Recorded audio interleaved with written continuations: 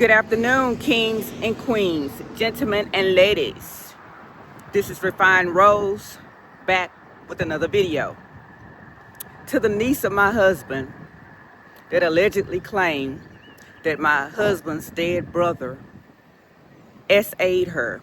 And I can't say S-A. It's the letters S as in Sierra, A as in Alpha. I can't say what that is. And she told my husband about her SA by his brother. And the brother has passed away.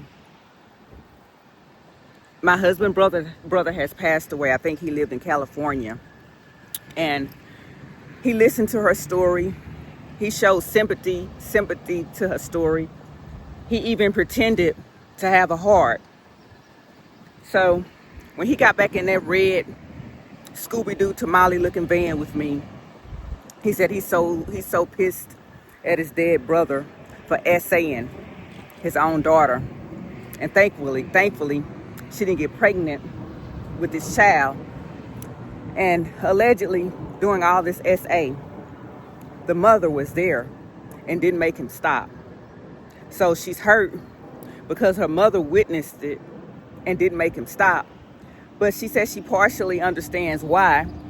Because my husband's brother was abusing his wife, and she was mentally gone. Her mental health was gone. Her self-esteem was gone. Pretty much her mind was gone for being beat up so much. I could only imagine that she was in a mental fog and couldn't even think. She can't even help herself, let alone help her daughter. So remember, all my stories are allegedly. If you go into my description for my channel, it says for entertainment purposes only, and nothing I say is rooted in reality, and everything that I say is only a fable. So my husband pretended to have a heart for this young lady. I think she has 2 kids, 2 beautiful kids, and it seems like she's a beautiful soul. Now I can't see anybody lying about SA. So my husband told me he went back and talked to his brother. The brother that he don't own a business with. His brother's not on the business. He just lie and tell everybody it's their business together, but it's not. It's just my husband's business. If you pull the paperwork from Van Alstyne, Texas, his brother is nowhere on there. But I digress. So she told my husband about the SA by her father, and he went back and talked to his brother and his son, and they said, he told me they said this, allegedly, why would you believe that dumb B? Why would she tell you about this and the man is dead? Why didn't she just keep this shiznix to herself? Our brother is dead. And the son, my uncle, is dead. She could have just kept that shiznix shit to herself. See, that's the problem. Victims like me, when we come forward, sometimes we're blamed initially until proof start coming out. Like, I have proof of a lot of stuff: financial abuse, frivolous, vexatious lawsuits, pictures of my abuse, bloody nose, swollen eyes, records from text messages. See, people tend to side with the abuser and to the victim because we have to produce proof. You can't just go blaming or saying people did something without proof. So we have to produce proof. So immediately they start attacking this woman, calling her all kind of B's and saying she lying. And she should have kept that shit to herself because the man is dead now. See, that's the problem. She did keep it to herself.